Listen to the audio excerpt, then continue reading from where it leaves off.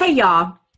Welcome to the show. And listen, you all know that we're in the midst of a pandemic. And so sometimes you have to bring on expertise or experts with the expertise to tell you certain things. Yeah. And even we have to bring on members of our Senate or of our Congress, people that represent the American people. That's right. So without further ado, Silk, go ahead. Allow me to introduce this beautiful lady.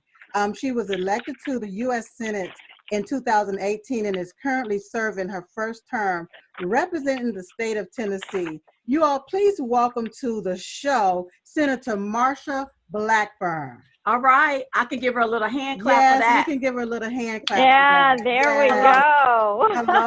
Hello, darling. Thank you all. I'll be hand clapping right back at you. We really appreciate how you are always out there helping to inform people and to always set the record straight. Thank you so much, Senator. Thank you. Okay, so let's just dig right in it. We're in the midst of this pandemic and everybody is having their say and now everybody is looking at China. And you last week you wrote about China's COVID-19 failures in the Washington Times. Can you please let us know what were some of those failures? Well, some of the failures are the fact that China, first of all, tried to hide the information. They lied about it, and then they weren't transparent. And I've had the opportunity to talk with some of the activists in China that were trying to expose this. They said it was 51 days, not 6 days, but 51 days. China knew they had an outbreak on their hands. And then it grew to be an epidemic and was moving to a pandemic, but China would not be transparent in this. They failed to give us the viral sample when we first asked for it so that we could begin testing with our CDC. They had the World Health Organization kind of flying cover for them and saying they were being transparent when indeed they were not. So all of these things come together to expose what China did in this process and their sins of omission and sins of commission, if you will. And we know that China could have brought this information forward. They could have said, come in and help us, and we were ready to go in and help them. They didn't do that. So what did they do? They tried to blame it on the U.S. military. Then they tried to blame it on Italy and other countries. But all in all, everybody knows this virus started in Wuhan, China. Most likely now, everybody knows it started in the lab where they were doing the research on this virus. And China has caused this situation, which has become a global pandemic and has cost trillions of dollars globally and trillions of dollars in the U.S. and loss of precious lives, lives that were cut short and families that are going to be without their loved ones from now on because of China. This is why China has to be held to account. Right. You're absolutely right. What are your thoughts about the WHO General Director threatening the President of the United States with more body bags? When I heard that, I cringed because it sounded like a direct threat, and it sounded like the General Director of the WHO may have been like the puppet master pulling the strings here. What are your thoughts about that? Well, the World Health Organization, Tedros, needs to go.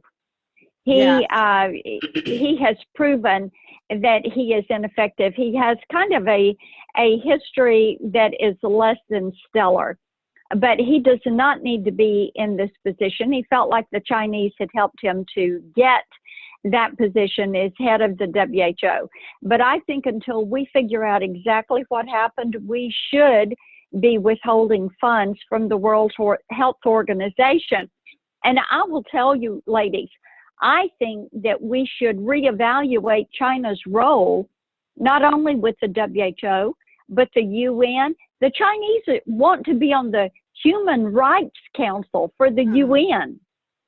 The Chinese, who have caused thousands of deaths, who persecute the Uyghurs, which are the Muslim minority in China. They persecute them 365 days of the year, 24 hours a day, 7 days a week.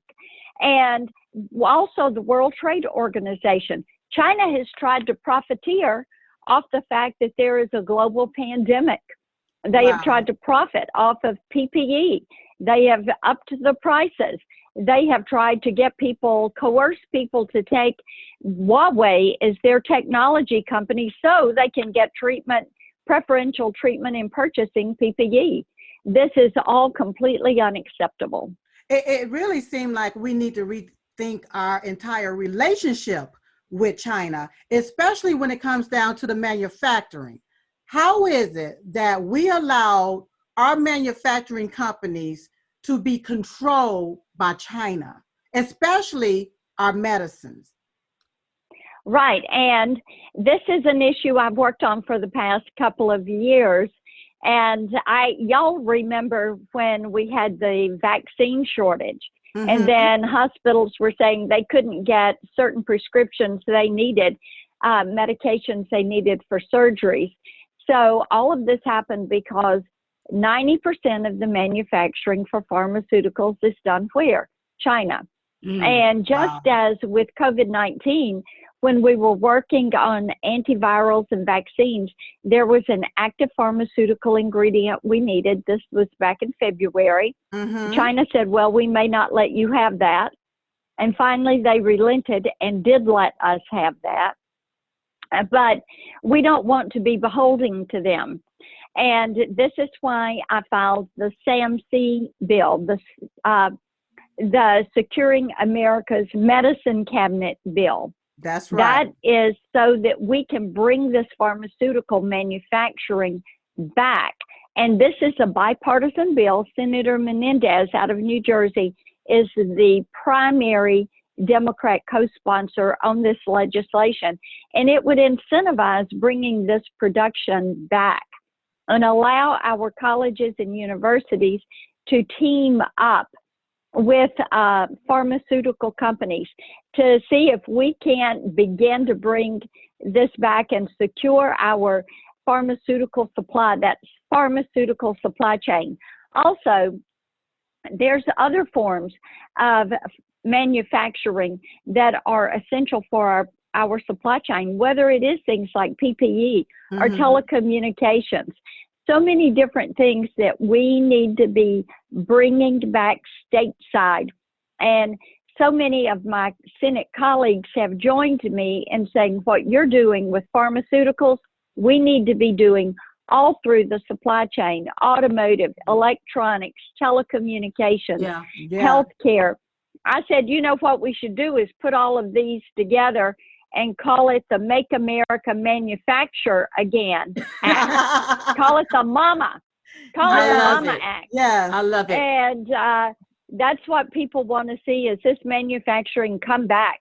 So that their children and grandchildren can go to school and come back home and work right there in the area where the rest of the family lives. Where they live and have a good life in their communities.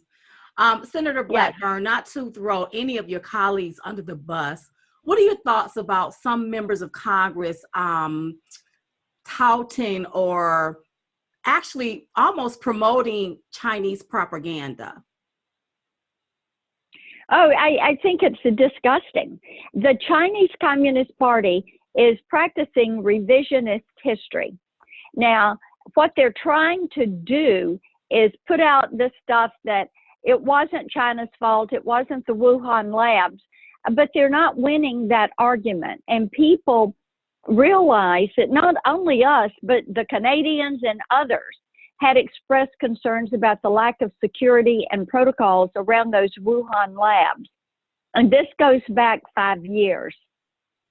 So people know that China had not been doing what they were doing. So now they've set out to try to create this narrative that it's our fault, or that it's somebody else's fault, or there was nothing wrong, but all the documentation is there.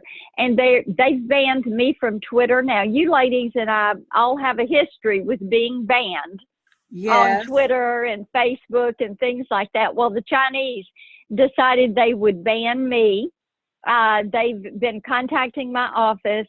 They're trying to get a meeting, and they feel like my information is all wrong. And you know what? They think they need to straighten me out. But I've got to tell you something right now. My information is right. And I don't think the Chinese deserve a meeting. They have cost thousands of lives. They have disrupted thousands of livelihoods. I spend my day every day talking to people who have lost their businesses. Yeah. And they are struggling to keep those businesses open. And it is so incredibly difficult for them to do that right now. And this is all because China did not take precautions at those Wuhan labs. And there in Wuhan, they let an outbreak become an epidemic and a pandemic. Wow. And China needs to be held accountable for this.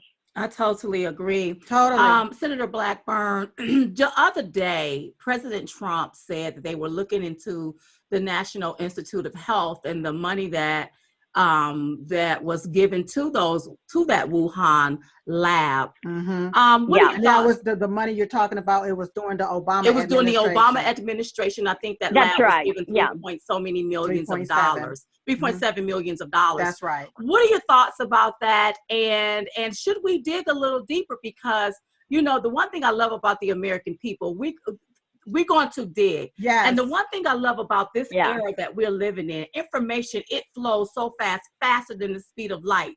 So I may have friends in Africa and some in the UK and fans here that will send you all of this information. So I'm asking you, what do you think? What are your thoughts on that? Should we be digging a little bit deeper here? That's right.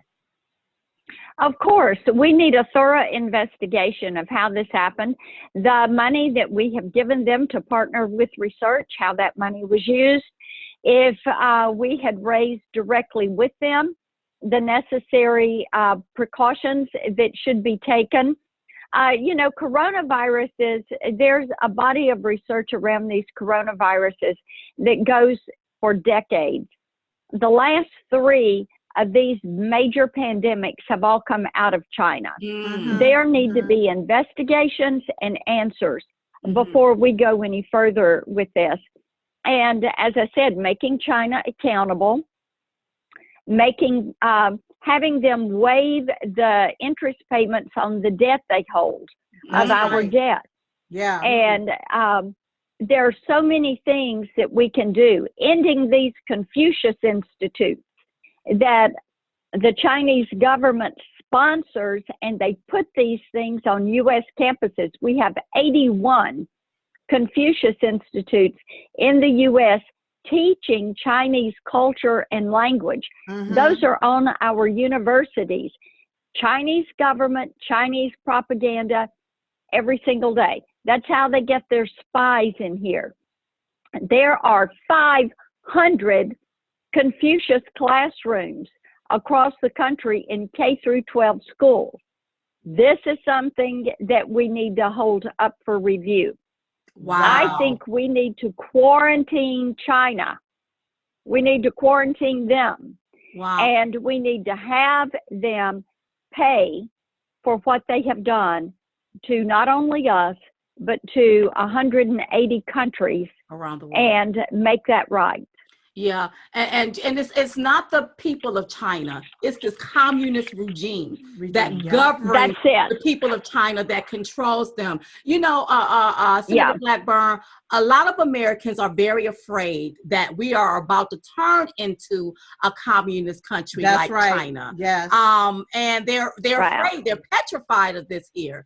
And when they see our Congress members acting nonchalant, they're wondering, are they in the tank with China? Yeah. So how do you appease these people, these millions of Americans that are very afraid that we are going to turn into a communist, socialist country? Especially with them not being used to being just sitting home and not working and providing for their families. Mm-hmm. How do we appease these individuals? One of the things that we need to do is say, all right, we get it. We know how to protect ourselves. We know how to protect other people. We are strong. We are resilient. We are going to take precautions, and we're going to get back to work. I talk to people every single day that are ready to go back to work. And they want us to open the economy back up. And I'm so pleased to serve on the president's task force and to be pushing for this. I think as cases begin to go down in areas, then you do need to get different sectors of the economy back up and listen to business owners. They want to protect themselves and their employees. They're finding ways to disinfect their facilities. Right. They're going to be careful about this. They want to get people back to work. They know they need to protect older employees, vulnerable employees, pregnant women, people with a history of respiratory illness. Mm-hmm. These are the vulnerable populations that you find a workaround for them. But healthy individuals who do not have COVID-19, who are not symptomatic, they need to be able to put on their eyewear and their mask and their gloves and get to work. Yeah. You know, Senator Blackburn, back in when the H1N1 epidemic was happening, the CDC guidelines were totally different to what they are today for coronavirus. Back then, you have to have had tested somebody for that in order for you to say that they had that or they passed away. Well, the CDC guidelines changed March the 24th when it comes to the coronavirus pandemic, and it stated that if you suspect someone as having it, the doctor can just diagnose them with that. That's right. And then add them to the statistics. Also, I want to say maybe in October or November, the CDC also put on their page about them needing some kind of quarantine. I don't know if it was a quarantine coordinator.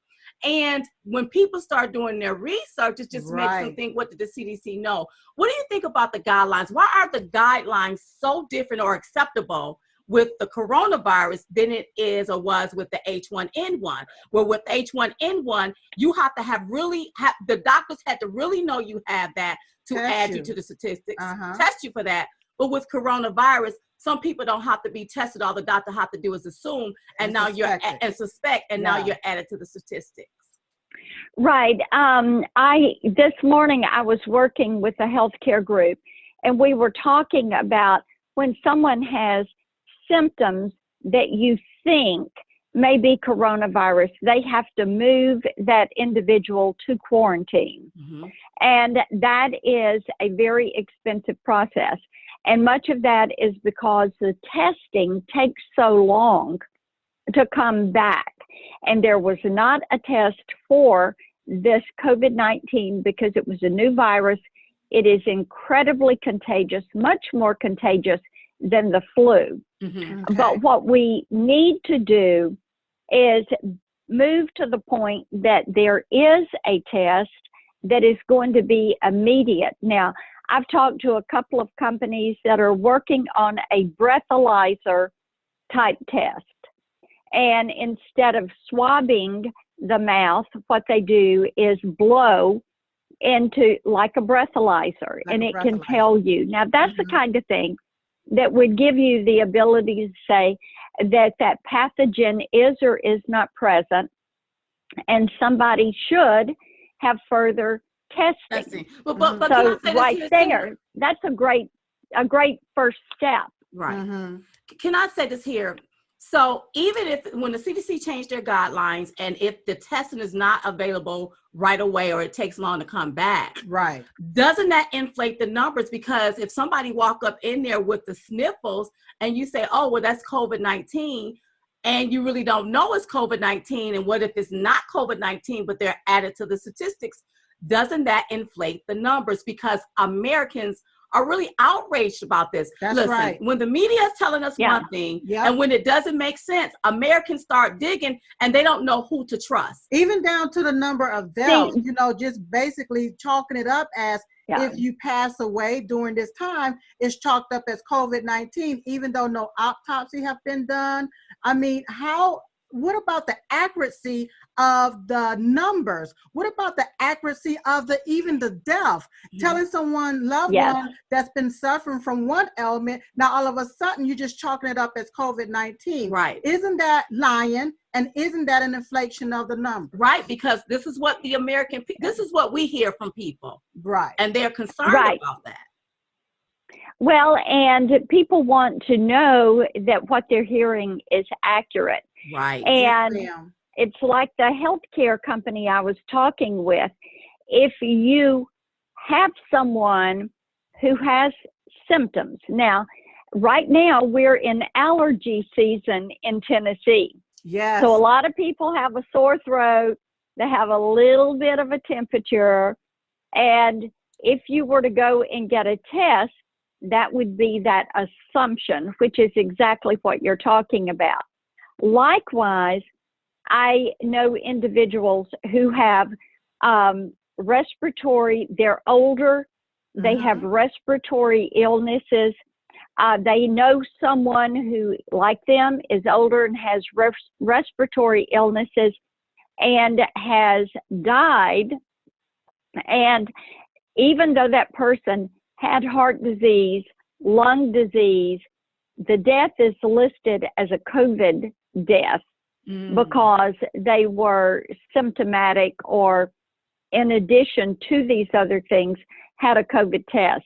So what I'm interested in is, and I think it's what Silk's talking about, getting to the primary cause of why someone passed away.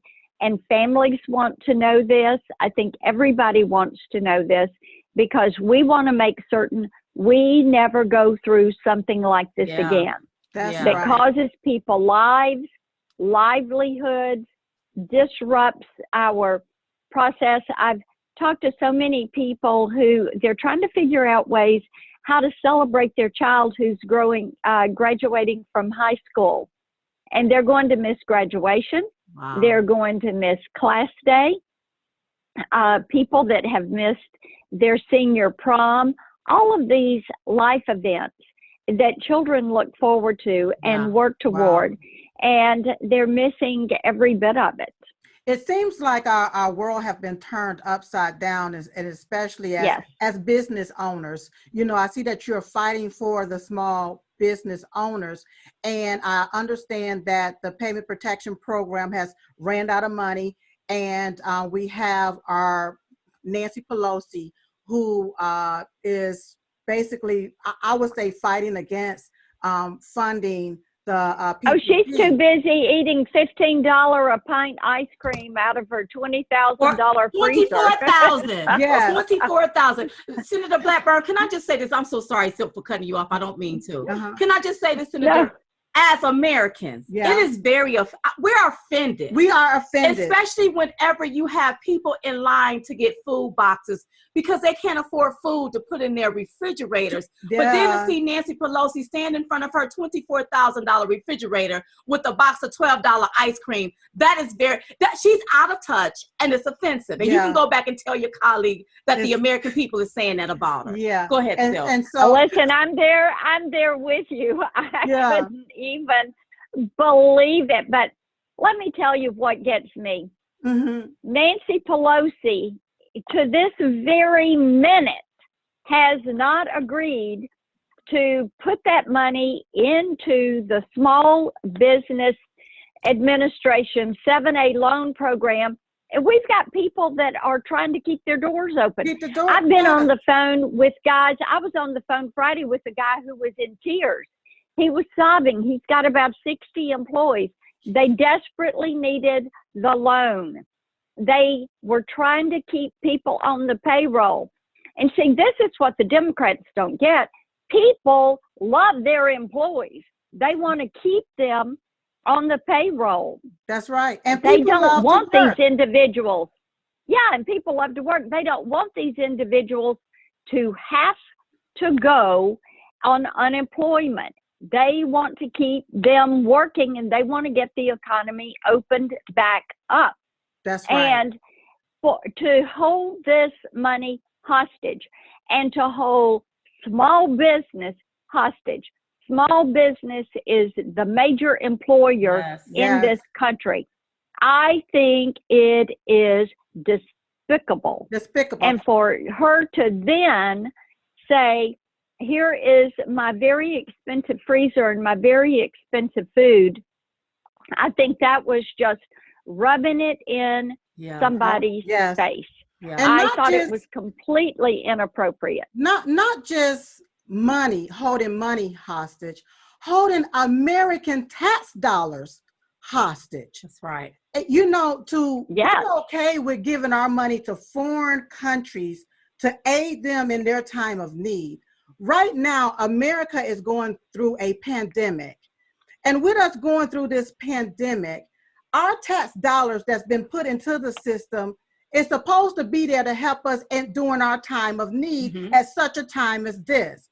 And for one person to be in position to hold American tax dollars hostage, I think that that's wrong. And I think it's a shame. And I think that it's time for we, the American people, to actually say no to Nancy Pelosi. Okay, no to a system that wants to take and hijack the American people's money, give it to a foreign entity instead of aiding we, the American people, at such a time as this. And not only give it to the foreign entities, but also make sure that illegal aliens are taken care of during this process, instead of making sure Americans. And the one thing is, why do we send our money overseas? To our tax dollars overseas, we can't use these tax dollars to help the American citizens. So I think all Americans should look at Democrats to see what they're doing. What say you, Senator Blackburn? Well, I say that there are people who will put power over the people.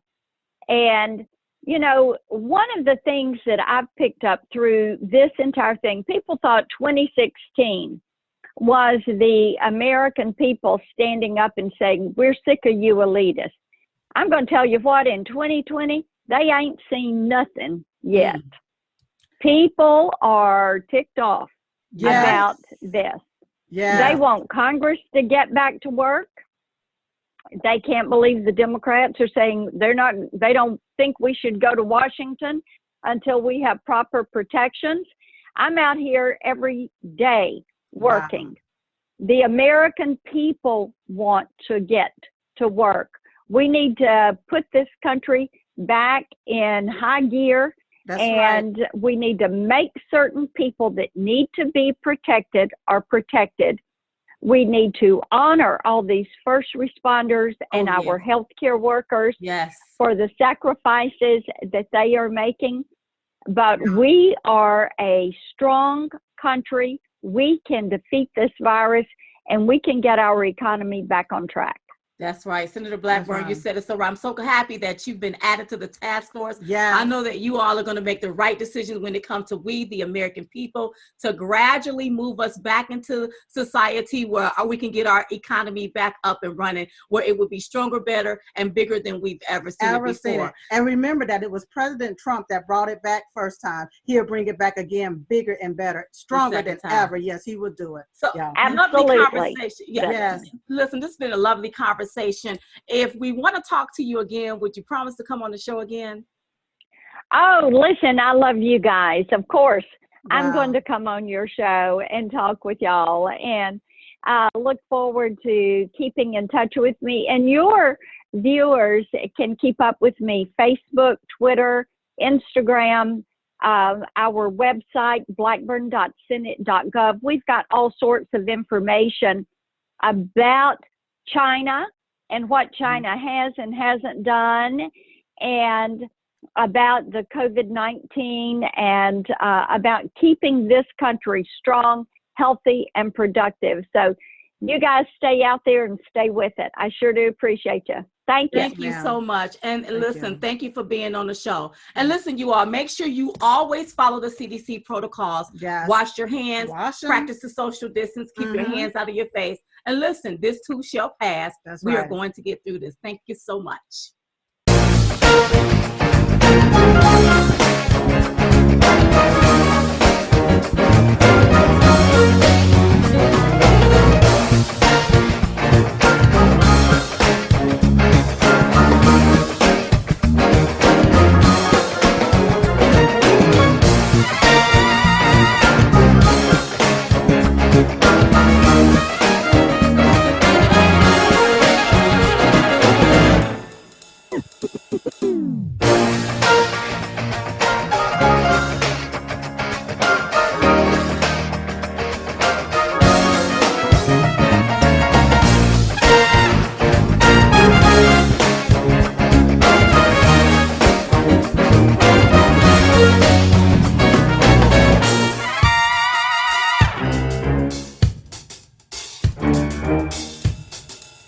much.